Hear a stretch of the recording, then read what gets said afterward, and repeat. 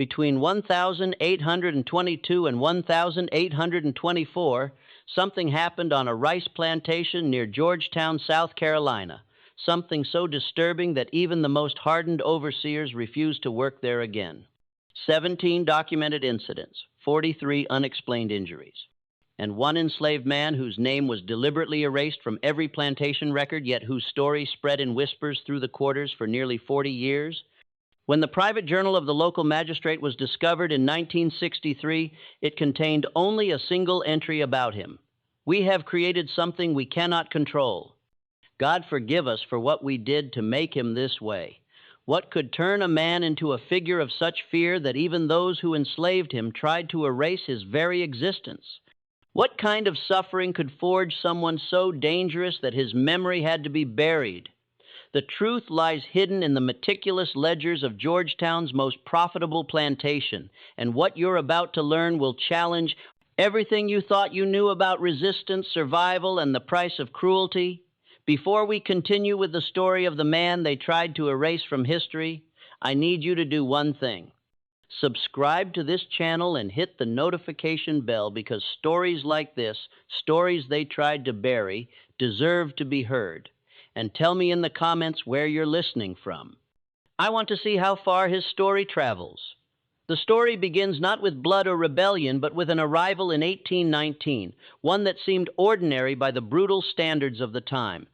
Georgetown, South Carolina, in the spring of 1819, was a town that ran on rice and cruelty in equal measure. The Waka River meandered through the low country like a serpent, its banks lined with plantations that produced some of the finest rice in the Americas. The humid air hung thick with the smell of pluff mud and the distant sound of work songs that drifted across the water during the endless growing season. The Fair Haven plantation, owned by Marcus Huitt, sat on 200 acres of prime bottomland. 300 enslaved people worked its fields, their lives measured in bushels harvested and tasks completed. Huitt had inherited the property from his father and had built his reputation on two things: the exceptional quality of his rice and his equally exceptional cruelty. Other planters whispered that he was too harsh, that his methods bred rebellion, but they couldn't argue with his profits. 8,000 barrels a year, each one stained with suffering that no ledger could quantify.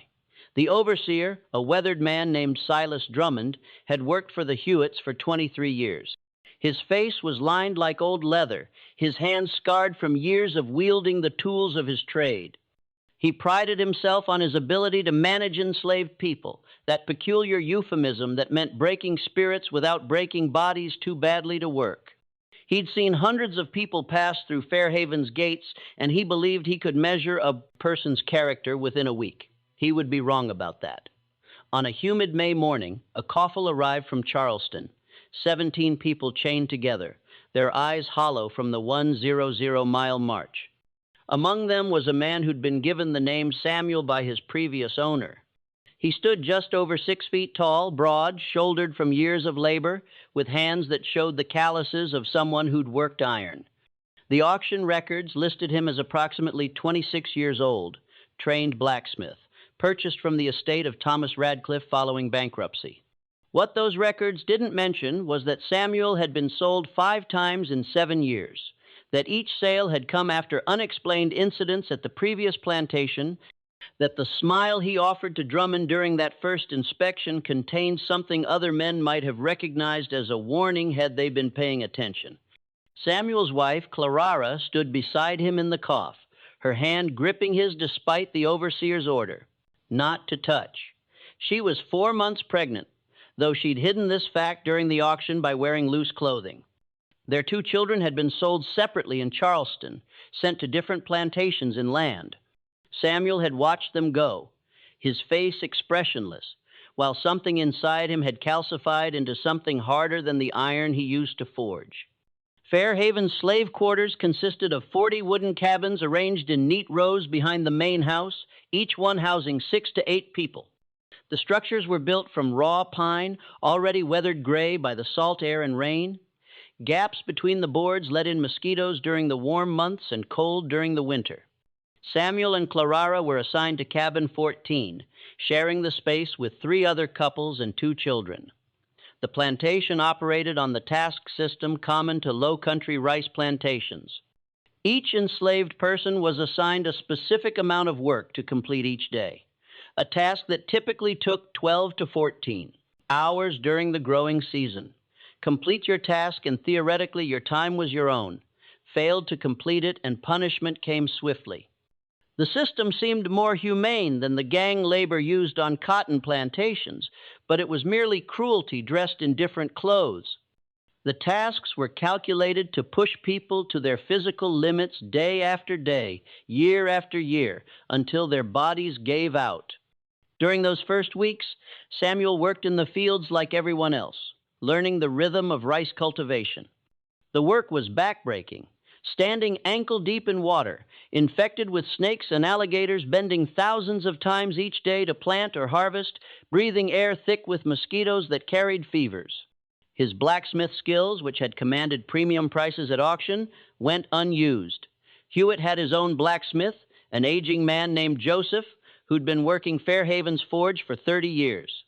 Samuel was simply another pair of hands in the fields, another body to extract profit from. But Samuel watched everything.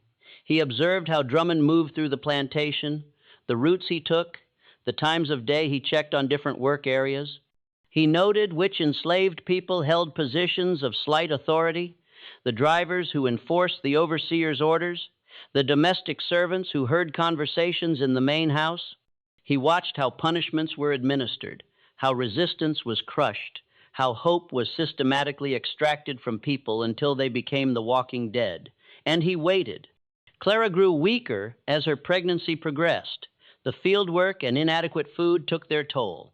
She tried to hide her condition as long as possible, knowing that pregnant women were sometimes given lighter tasks, but were also viewed as less valuable, more likely to be sold away. When her pregnancy became impossible to conceal, Drummond reduced her tasks slightly, but added insult to the small mercy by assigning her to collect night soil from the main house. Work, considered particularly degrading on a sweltering July evening as Samuel and Clara sat outside their cabin after the day's work. She spoke softly about the children they'd lost. "I dream about them," she said, her hands resting on her swollen belly. "I dream that Thomas still remembers the song I used to sing to him. That little Mary remembers my face," her voice caught. "But they'll forget us, won't they? They'll grow up, and we'll just be ghosts to them." Samuel didn't answer. His hands gripped his knees, knuckles white, and his jaw worked as if he were chewing on words too dangerous to speak aloud. In that moment, something shifted behind his eyes. A calculation being made, a decision taking shape in the darkness of his thoughts. The incident that changed everything happened 3 weeks later on a Monday morning, when the heat already shimmered off the rice fields at dawn. Clara collapsed while carrying water to the field workers.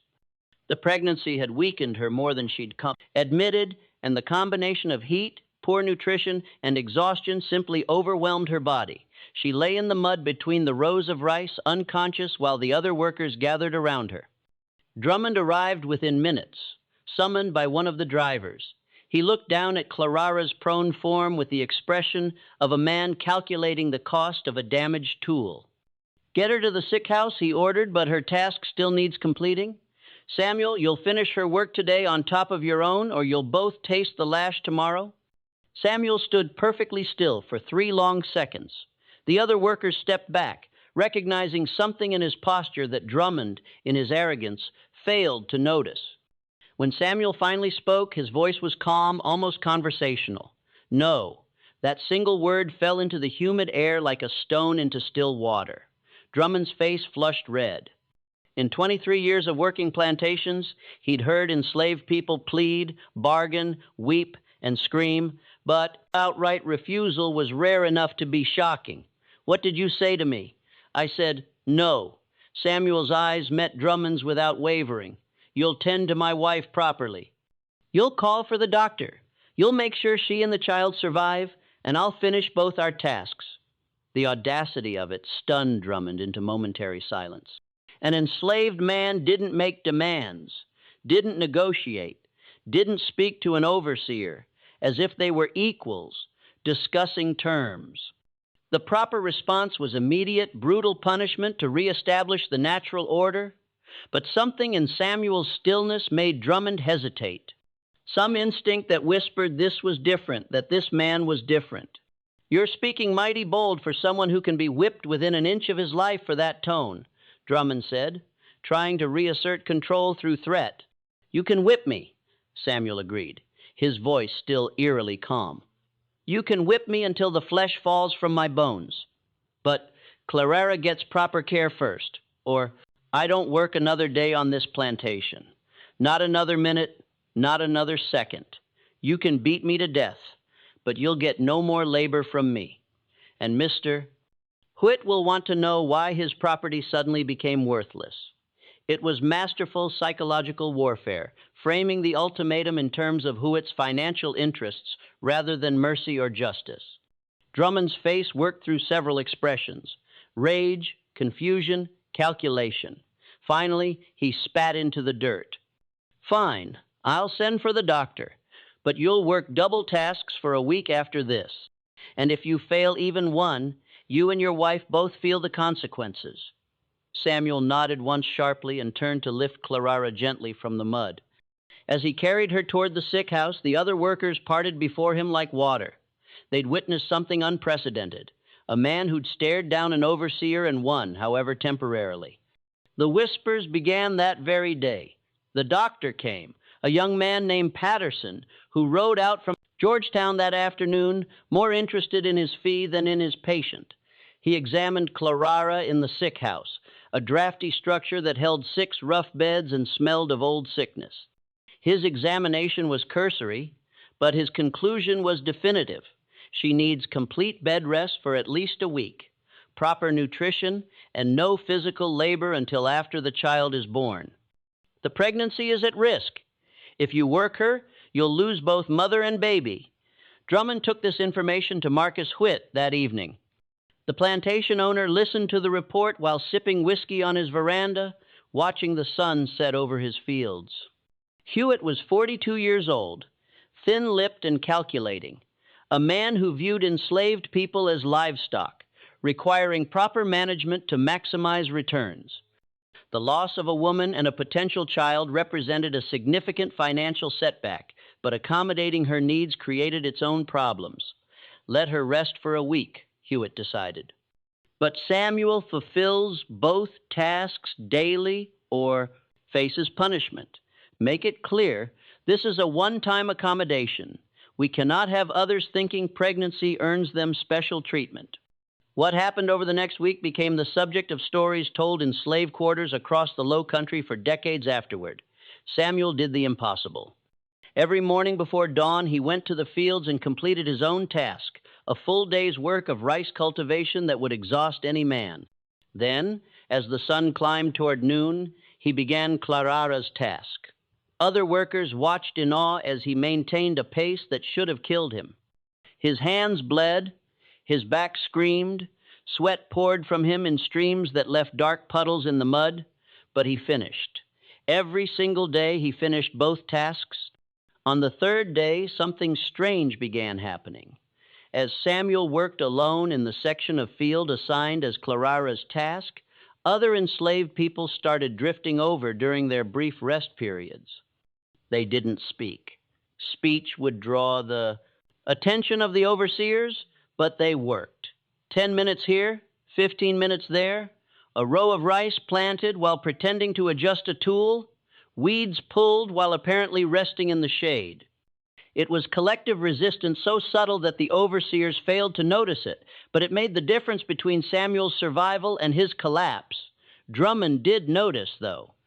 On the fourth day, he watched from a distance as Samuel received this covert assistance, and his face darkened with understanding. This was the thing overseers feared most.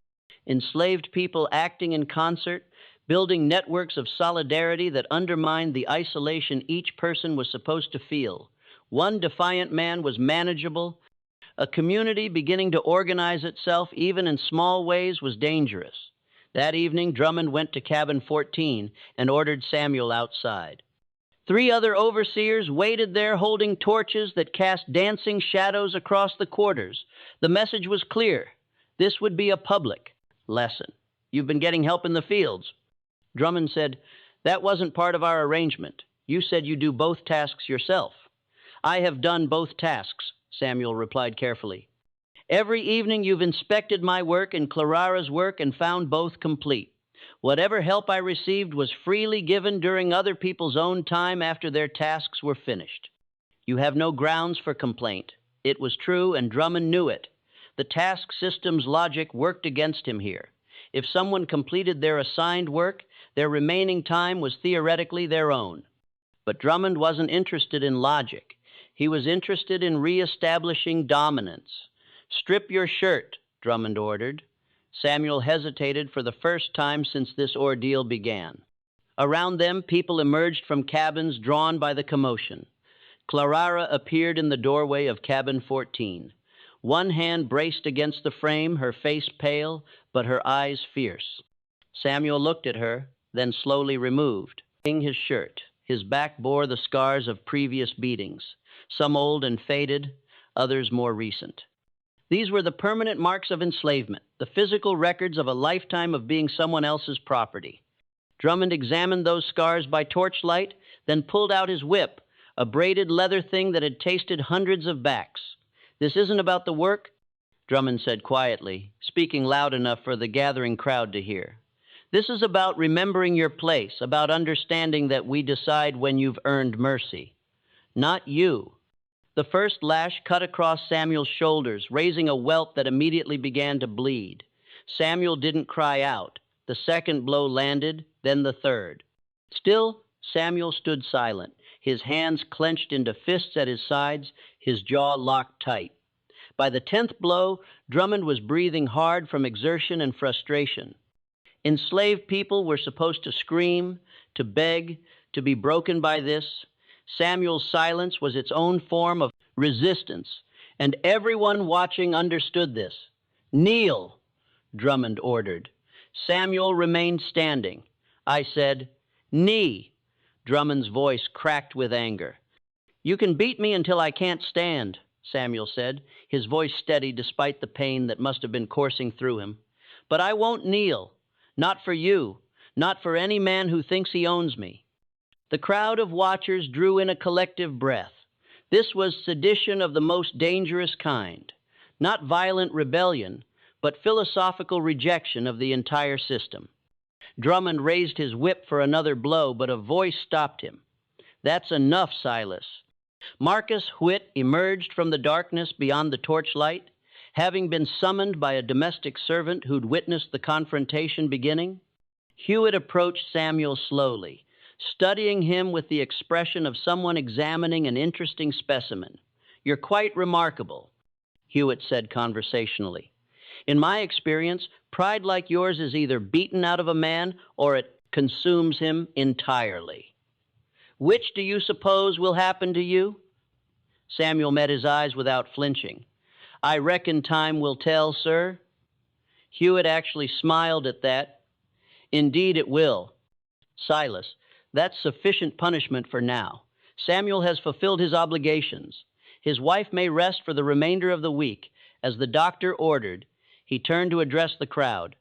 "All of you back to your cabins. And remember this: mercy is given at our discretion, not demanded as a right. We are generous when we choose to be, but that generosity can be withdrawn just as easily." As the crowd dispersed, Huitt leaned close to Samuel and spoke in a voice only he could hear. "You have something that worries me: intelligence and will.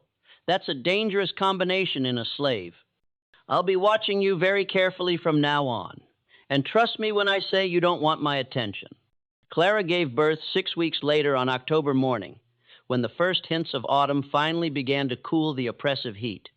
The child was a girl born healthy despite all the hardships her mother had endured. They named her Ruth, and for a brief time, something like hope flickered in that cabin. Samuel held his daughter with a tenderness that seemed at odds with the hardness that had grown in him, and Clara sang the same lullabies she'd once sung to the children they'd lost. But hope proved fragile in a place like Fair Haven.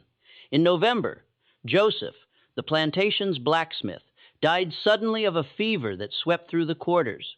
The old man had trained no replacement, and Fairhaven's blacksmith shop stood empty at a time when hundreds of tools needed maintenance and repair. The rice harvest had dulled countless hoes and sickles. Plow blades needed resharpening. Iron hinges and locks throughout the plantation required attention. Marcus Huitt remembered that Samuel had been advertised as a trained blacksmith. 2 days after Joseph's death, Samuel was reassigned from field work to the forge. On the surface, this seemed like an improvement. Blacksmith work was skilled labor conducted under a roof, theoretically less physically punishing than rice cultivation. But Huitt wasn't motivated by mercy. He needed a blacksmith, and Samuel's defiance weeks earlier had marked him as someone requiring close supervision. The forge sat just 50 yards from the main house, with an easy view of Huitt's study window. Samuel approached the forge on his first morning with mixed feelings. Metalwork had been his trade before the endless cycle of sales that had eventually brought him to Fairhaven. He'd learned the craft in Virginia, apprenticed to a skilled blacksmith who treated him with something approaching respect. The work had given him a sense of purpose, a way to create rather than simply toil. But that was before Thomas and Mary had been torn from his arms, before Clara had collapsed in the fields, before 10 lashes had stripped skin from his back, while Drummond tried to break his spirit. The forge itself was a sturdy brick structure with a high roof to vent smoke and heat. The bellows were well maintained, the anvil solid, the tools organized and comprehensive.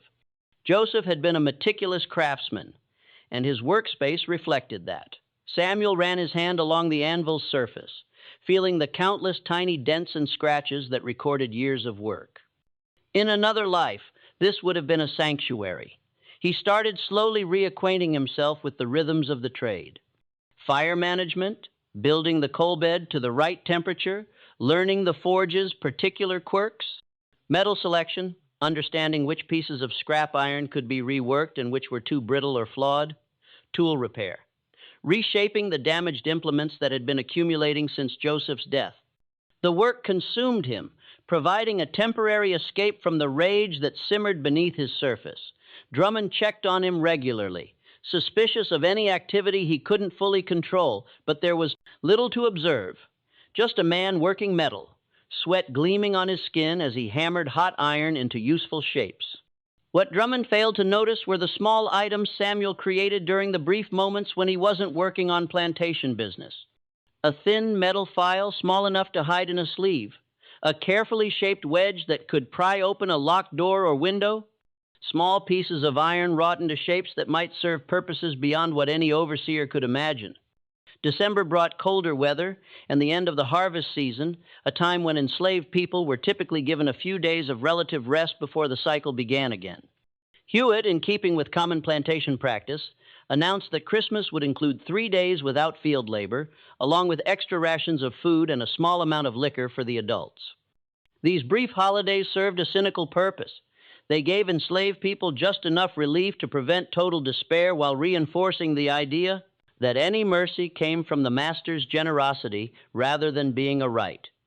On Christmas Eve, Huitt called Samuel to the main house. This summons sent ripples of anxiety through the quarters. Being called to the house usually meant punishment, special assignment, or bad news. Clara watched her husband walk across the yard with her hand pressed to her mouth, Ruth sleeping against her shoulder. Samuel found Huitt in his study, a comfortable room lined with books and furnished with dark wood furniture shipped from England. The plantation owner sat behind a massive desk, examining papers by lamplight. He didn't look up when Samuel entered. "Close the door," Huitt said. Samuel did so, his mind racing through possibilities. The silence stretched out for nearly a minute before Huitt finally set down his papers and fixed his gaze on Samuel. "Do you know why I brought you here?" Huitt asked. "No, sir. I wanted to have a conversation, an honest one, between two intelligent men." Huitt leaned back in his chair. "You're educated, Samuel. I can see it in the way you speak, the way you think. Someone taught you to read, didn't they? Before you were sold the first time." Samuel said nothing. knowing that literacy among enslaved people was illegal in South Carolina and could result in severe punishment. Huitt waved his hand dismissively. I don't care about that. What interests me is understanding you. In my years managing this plantation, I've encountered many types of slaves. The ones who are broken from birth, who accept their lot without question. The ones who are broken by experience, whose spirits are crushed gradually. The ones who resist openly and are destroyed for it. And then there are the rare ones like you, people who don't break, who maintain some core of selfhood despite everything we do to strip it away. You fascinate me because you should have been crushed years ago. And yet here you stand unbroken. Is there a question in all that, sir? Samuel asked carefully. Yes. What would it take to make you accept your position? What would I have to do to transform you from a potential problem into a productive, docile worker? The question hung in the air between them. Samuel understood he was being tested, that his answer mattered in ways he couldn't fully predict. He chose his words with precision. You're asking the wrong question, sir. You can't make me accept slavery because acceptance would require believing I deserve to be enslaved. And I know I don't. Neither does my wife. Neither did my children before you. People sold them away from me. You can force obedience through violence. You can extract labor through threats. But you can't make anyone accept the fundamental injustice of owning another human being. The most you can hope for is that we pretend to accept it while we survive. Huitt studied him for a long moment, then did something unexpected. He smiled. That's precisely the answer I hoped you'd give because it confirms my assessment of you. You're dangerous, Samuel, not because you're violent. Violence is easy to control. You're dangerous because you see clearly, because you understand exactly what this system is, and you refuse to internalize the lie that it's natural or right. Men like you are the reason we have patrols and laws and constant vigilance. You're the nightmare that keeps plantation owners awake at night. If you think I'm so dangerous, why not just sell me? Samuel asked. Because danger can be useful if properly directed. Huitt stood and walked to the window, looking out over his property. I have a proposition for you. You'll continue working as my blacksmith. You'll train several others in the trade, so I'm not dependent on a single person. In exchange, I'll ensure Clara receives lighter work assignments appropriate for a nursing mother. I'll provide your cabin with extra rations, and I'll promise you this. As long as you cause me no trouble, I will not sell you Clara or Ruth separately. Your family stays together. The offer was clever because it exploited the one vulnerability Samuel couldn't armor against, his love for his family. The promise of keeping them together was exactly the kind of incentive that might transform a potential rebel into a compliant worker. You was offering a devil's bargain submission in exchange for the thing Samuel wanted most. And if I refuse this generous offer, Samuel asked, then I sell Clara and Ruth south, Georgia or Alabama, where you'll never see them again, and you remain here working my forge with nothing but memories and regret to keep you company. You'd become exactly what I need you to be anyway, but you'd have lost everything in the process. Samuel felt the trap close around him. This wasn't really an offer. It was coercion, dressed in the language of negotiation. But what choice did he have? He could refuse on principle and lose his family, or accept the deal and retain some small sphere of safety for them. The choice wasn't really a choice at all. I accept your terms, Samuel said quietly. Excellent. Huitt returned to his desk and made a note in his ledger. You'll start training others after the new year. And Samuel, don't mistake this arrangement for friendship or respect. You're still my property. This is simply good business, keeping valuable assets productive. Dismiss yourself. Samuel left the study and walked back across the dark yard to cabin 14. Clara met him at the door, her eyes full of questions. He told her about the arrangement, about the protection it offered, and the price it demanded. They held each other in the darkness while Ruth slept nearby, and neither of them spoke about the fact that they just accepted chains slightly longer than before, but chains nonetheless. The new year of 1820 began with unusual cold that froze the shallow waters of the rice fields and made the work of preparing for spring planting even more miserable. Samuel spent his days in the relative warmth of the forge, training 3 other enslaved men in the basics of blacksmithing. He taught them methodically fire management, metal properties, basic tool repair, the maintenance of edges and points. The men learned quickly, motivated by the knowledge that this skilled work might save them from the brutal field work that destroyed bodies.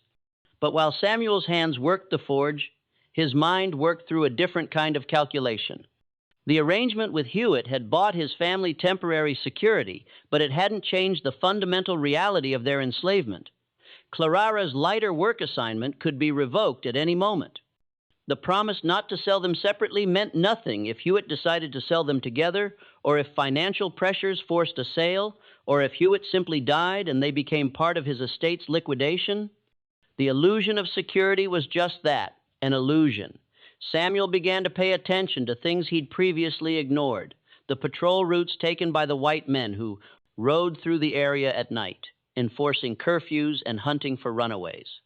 The schedule of supply deliveries to the plantation, the comings and goings of traders and visitors to Georgetown, the network of roads that connected the plantation to the wider world. He didn't have a specific plan yet, but he was gathering information the way a blacksmith gathers raw materials, not knowing exactly what he'll build, but knowing he'll need resources when the time comes. In February, a man arrived at Fairhaven who would inadvertently provide the catalyst for everything that followed. His name was William Sterling, and he was a slave trader passing through Georgetown on his way north to Virginia. He stopped at Fairhaven to conduct some business with Huitt. The sale of 3 enslaved people who'd been deemed troublesome on other plantations. Sterling was in his 52nds, prosperous and confident, a man who'd built his fortune on human suffering without apparent conscience. Samuel was working at the forge when Sterling rode up to examine the blacksmith's operation. The trader had brought his own blacksmith to look at the setup, considering whether to invest in establishing a similar operation at his holding facility in Richmond.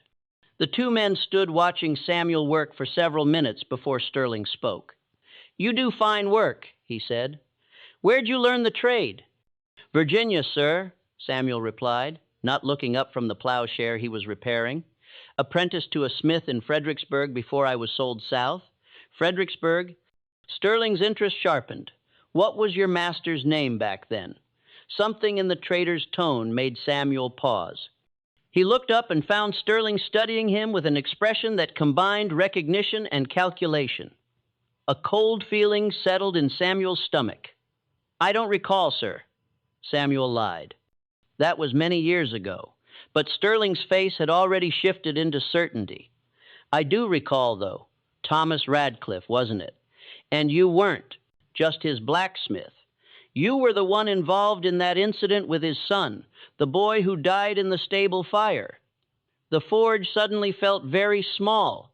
Samuel's grip tightened on the hammer he was holding, and for a moment the world reduced to the sound of his own heartbeat. That fire had happened 8 years ago.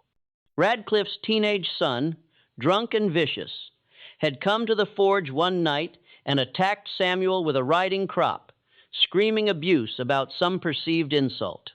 There had been a struggle. A lantern had fallen. The fire had spread faster than anyone anticipated, consuming the stable and trapping the boy inside before help could arrive. Samuel had been the only witness to what happened, and his testimony as an enslaved man counted for nothing in any legal proceeding, but suspicions had swirled. Radcliffe had sold Samuel within a week, eager to remove any reminder of his son's death. "I don't know what you're talking about, sir," Samuel said carefully. Sterling smiled, and it was the smile of a man who just discovered leverage. "Of course, you don't. But memories are funny things, aren't they? They have a way of surfacing at inconvenient times. I wonder what Mr. Huitt would think if he knew his valuable blacksmith had such an interesting history." The threat was clear. Sterling had information that could destroy the fragile stability Samuel had built. If Huitt learned about the fire and the suspicions surrounding it, he'd sell Samuel immediately. No owner wanted someone who might be a danger to his family or property. And Sterling knew this, was calculating how to profit from this knowledge. That evening, Sterling had dinner with Huitt at the main house. Samuel didn't know what was discussed, but the next morning Huitt summoned him again. "Mister, Sterling has made me aware of some concerning information about your past," Huitt said without preamble. "He's also made me an offer. He'll pay top dollar to purchase you and take you back to Virginia, where apparently you're wanted for questioning about a fire that killed a white boy." Samuel's blood turned to ice. "I had nothing to do with that boy's death, sir. It was an accident, perhaps, but the law in Virginia might see it differently. Sterling seems to think they would." Huitt paused. "However, I've declined his offer. You're too valuable to me as a blacksmith, and I don't make business decisions based on old rumors. But understand this.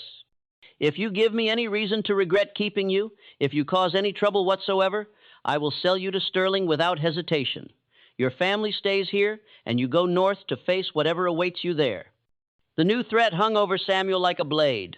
Sterling remained in Georgetown for 3 more days conducting his business, and Samuel knew the trader was simply waiting for Huitt to change his mind. Every moment felt precarious, as if the ground beneath his feet might give way at any second. On Sterling's last night in Georgetown, something happened that now changed the trajectory of everything that followed. The trader accepted an invitation to dine with several prominent plantation owners at a tavern in town, a social gathering that included Huitt and 2 other major landowners. These men drank whiskey and discussed business and politics late into the evening, their voices growing louder as the alcohol flowed. Samuel learned about this gathering the next day from a domestic servant named Rachel, who'd been working at the tavern that night. She told the story in whispers to a small group in the quarters, her voice tight with anger. Sterling had been boasting about his success in the slave trade, telling stories about his methods for breaking difficult cases. He described in detail how he handled enslaved people who showed too much spirit or intelligence, techniques involving isolation, strategic violence, and psychological torture designed to destroy the will to resist. But what made Rachel's hands shake as she told this story was Sterling's account of a woman he'd purchased in Charleston the previous year, a woman traveling with 2 children, a boy about 5 and a girl about 3. Sterling had described separating the woman from her children, selling them to different buyers in Georgia, watching the mother's spirit break as she was loaded onto a ship bound for Cuba. He'd laughed while telling this story, describing her screams as entertainment. The description matched Samuel and Clara's children perfectly. The ages, the timing, the location of the sale. When Samuel heard this story, something inside him that had been bent finally snapped. He walked to the forge in a daze, his mind replaying Sterling's words as Rachel had reported them. His children sold away and scattered like seeds in the wind, their fates unknown and likely terrible. Their mother, separated from them and sent to Cuba, where slavery was even more brutal than in the American South, and Sterling laughing about it over whiskey, treating their suffering as an entertaining anecdote. Samuel stood in the forge for a long time, staring at the fire without seeing it. Then he began to work. His hands moved with purpose, now creating something specific. Over the next 4 hours, working late into the night, long after everyone else had gone to their cabins, he forged something he'd been thinking about for months, but had never allowed himself to actually make. It was a key, or rather 3 keys, each one carefully shaped to match the locks he'd been studying since his arrival at Fairhaven.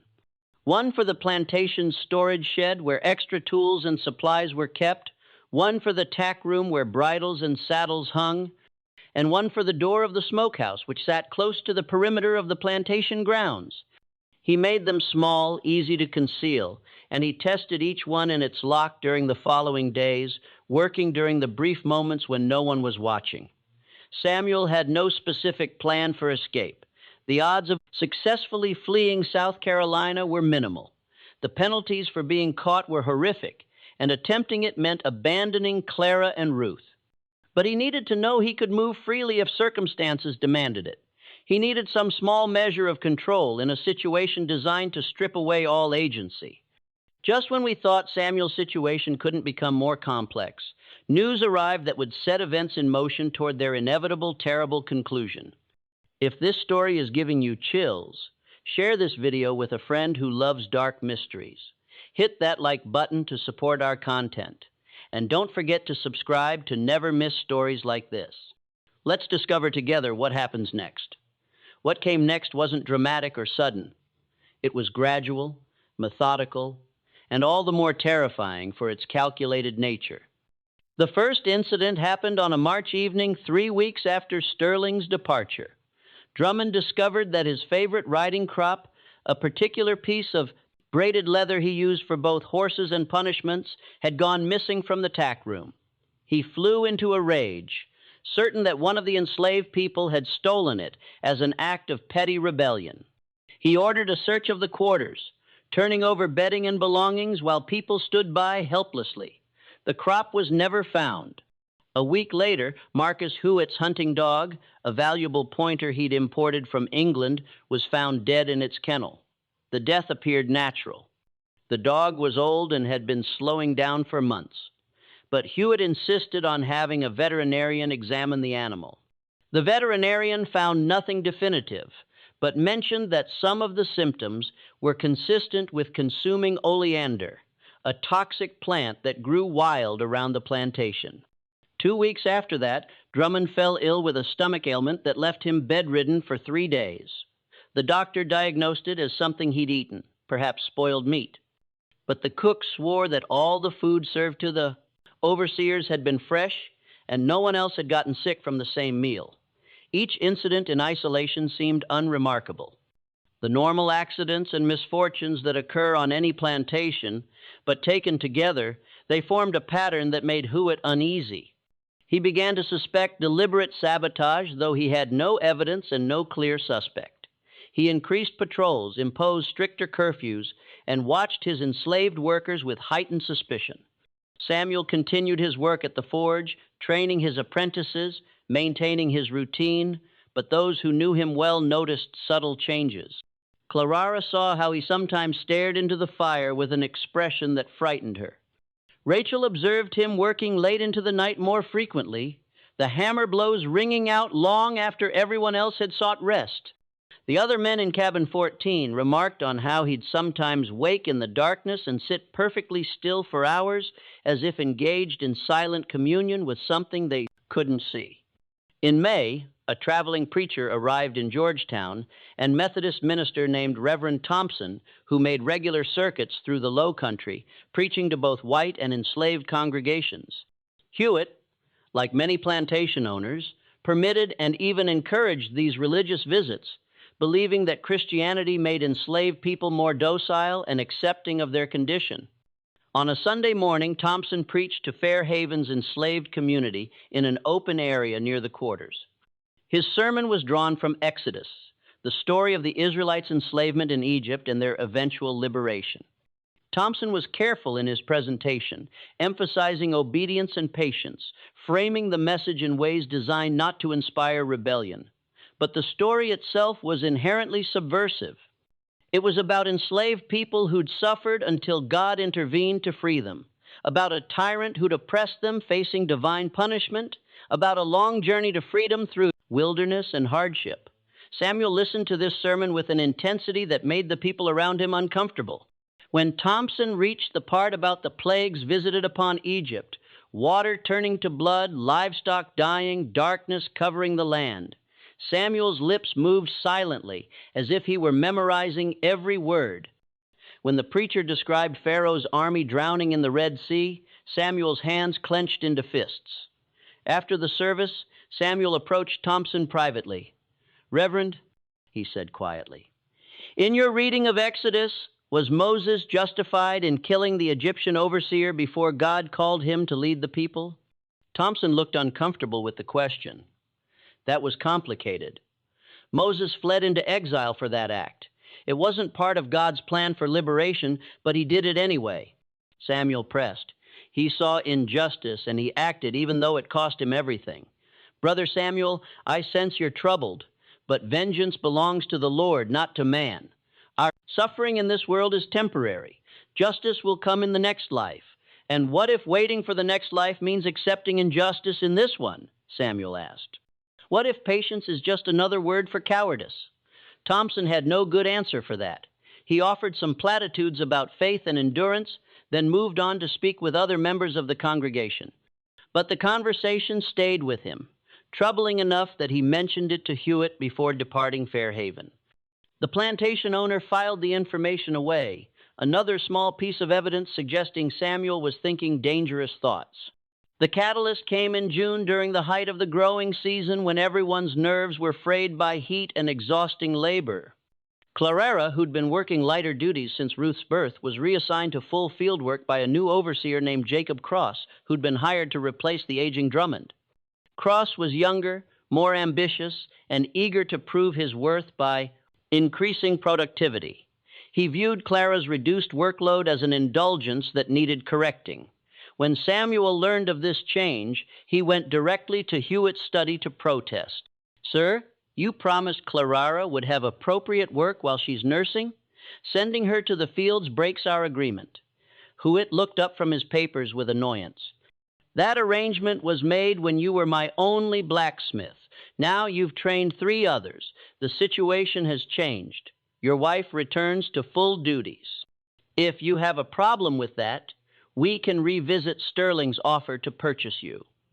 The threat was clear, but this time Samuel didn't back down. "Then revisit it," he said quietly, "because I won't stand by while you break your word and destroy my wife's health." The boldness of this statement shocked Huitt into momentary silence. Enslaved people didn't issue ultimatums, didn't challenge their owners' decisions, didn't speak of agreements as if they had legal weight. This was insurrection of the most fundamental kind. The rejection of the owner's absolute authority. "Get out of my house," Huitt said, his voice dangerously low, "and know that you've just sealed your family's fate." That night, Samuel didn't return to cabin 14. Instead, he went to the forge and worked through the darkness, the sound of hammer on anvil ringing out like a heartbeat. Clara came to find him near midnight, Ruth wrapped in a cloth against her chest. "What are you doing?" she asked, seeing the wild look in his eyes. "I'm making a choice," Samuel said. His hands worked the metal with fierce precision, creating something Clara couldn't quite identify in the dim light. "For 8 years I've bent. I've submitted. I've swallowed every humiliation because I thought if I just endured long enough, if I just played by their rules, I could keep us safe. But there is no safety. There are no rules, not for us. There's only their whim, their cruelty, and our suffering. Samuel, you're frightening me." He stopped working and looked at her. Really looked at her for the first time in weeks. "I know, and I'm sorry, but I can't be what they want me to be anymore. I can't be docile. I can't pretend this is acceptable. Something has to break, Clara, and I've decided it won't be me again." "What does that mean? What are you planning?" Samuel didn't answer directly. Instead, he pulled out a small cloth bundle from where he'd hidden it behind the forge. Inside were the keys he'd made months earlier, along with several other items he'd been collecting. "A knife, some rope, a tinder box. If something happens to me," he said, "you take Ruth and you go north. Use these keys to get supplies from the storage shed. There's an old canoe hidden in the marsh grass near the south field. I saw it months ago when I was working there. Take it up river at night when the patrols are sleeping. Follow the stars. Find people who will help you." "You're talking about running," Clara said, her voice barely a whisper. "They'll kill you if they catch you. They'll kill all of us. Maybe. Or maybe I'll do something that makes running unnecessary."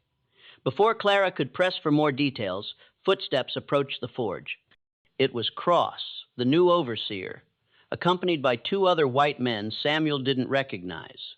They carried rifles and looked like they'd been drinking. "Well, well," Cross said with a sneer. "The troublemaker who thinks he can make demands of Mr. Huitt. You got a lot of nerve, boy. I think it's time someone taught you your place proper." Samuel set down his hammer slowly, his eyes moving between the 3 men and calculating odds. "It's late," he said evenly.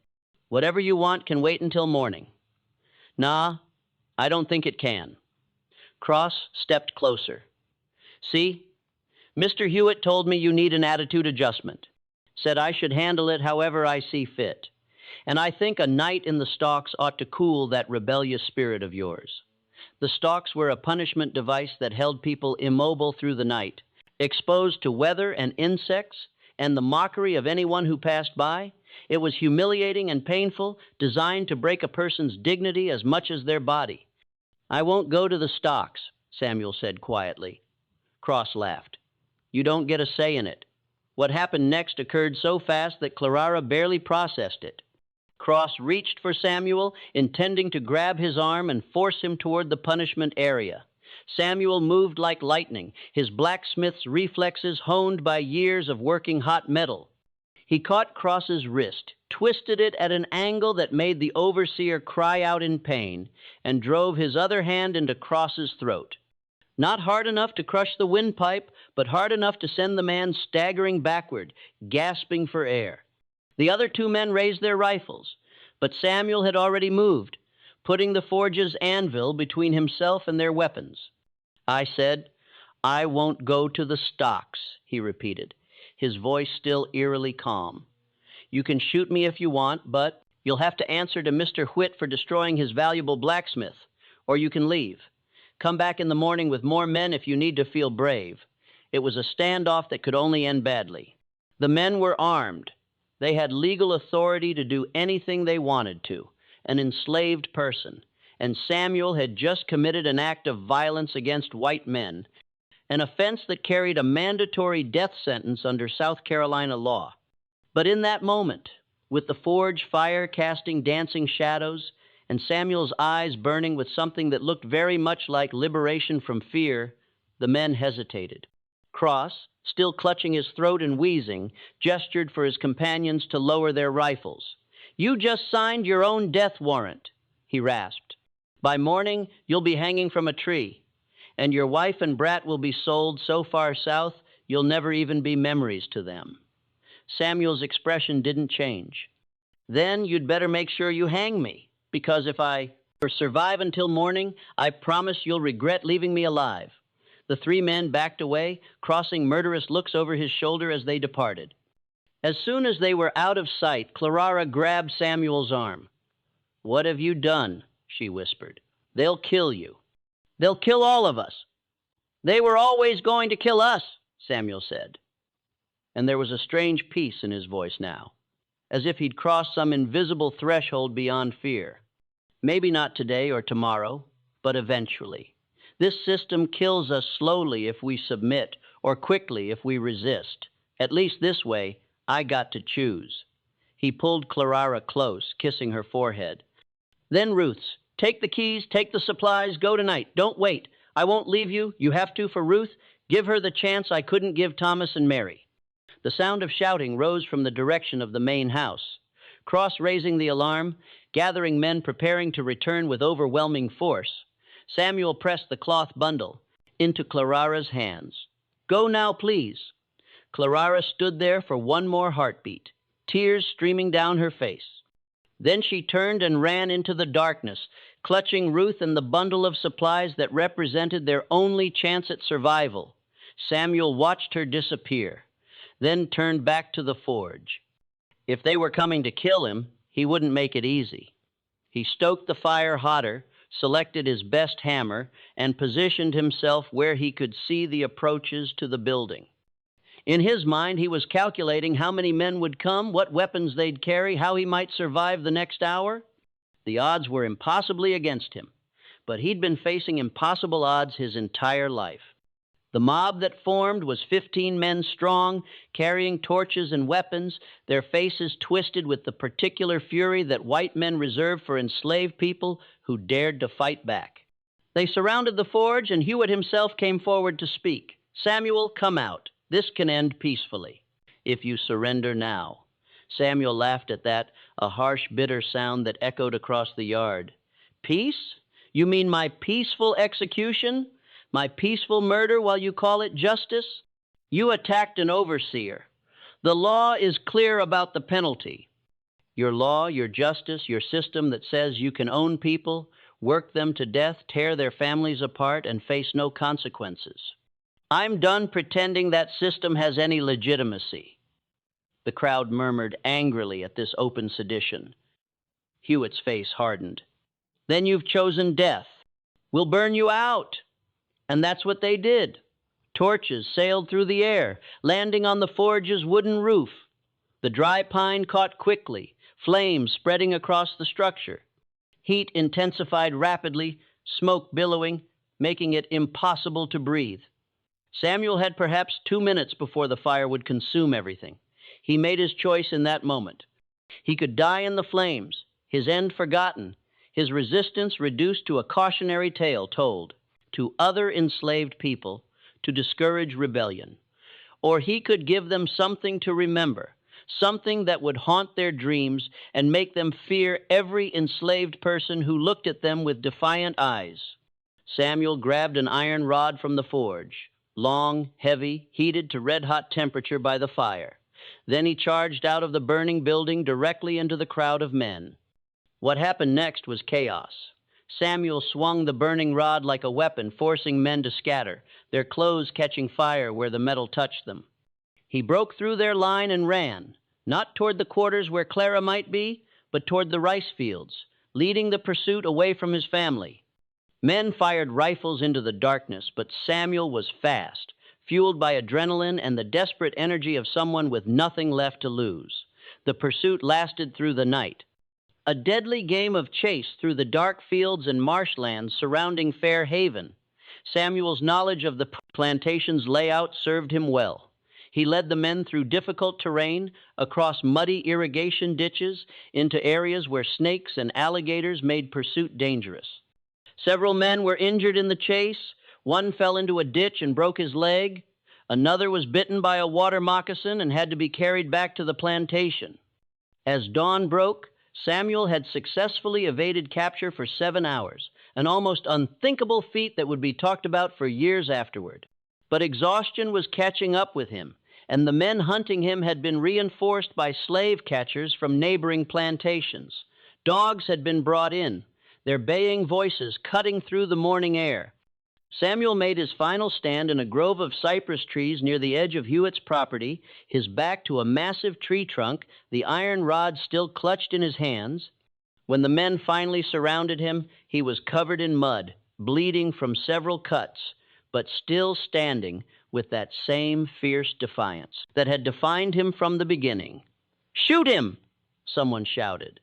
But Huitt, who'd followed the pursuit, held up his hand. "No, he's destroyed valuable property, injured several men, led us on a hunt that's wasted a night's work from everyone on this plantation. He doesn't get a quick death, he gets an example." They took Samuel to Georgetown's public square, where executions and severe punishments were carried out as community spectacles. A post had been erected specifically for this purpose, and Samuel was tied to it, while hundreds of people gathered to watch. The penalty for his crimes was legally clear: whipping until death, a punishment that could take hours to complete, meant to be so terrible that it would discourage any other enslaved person from similar resistance. But before the punishment could begin, something unexpected happened. Clara appeared at the edge of the crowd, Ruth in her arms, flanked by 2 enslaved men from Fairhaven. She hadn't run as Samuel had ordered. She'd hidden through the night, and when dawn came, she'd made the choice to be present for whatever came next. "I want to see him," she called out, her voice clear and strong. "I have the right to say goodbye to my husband," the crowd murmured. Technically, she had no rights at all, but there was something in her bearing, some dignity, that made even the angry mob hesitate. Huitt, perhaps seeking to display magnanimity that would make the subsequent execution seem more just, gestured for her to approach. Clara walked through the parted crowd to where Samuel was tied to the post. Their eyes met, and in that moment an entire conversation passed between them without words. She touched his face gently, then spoke loud enough for everyone to hear. "You are the bravest man I have ever known," she said. "You never bent, you never broke. You never accepted that they had the right to own us, and because of that, you're free in ways they will never understand. Our daughter will know. Here's your name. She'll know what you fought for.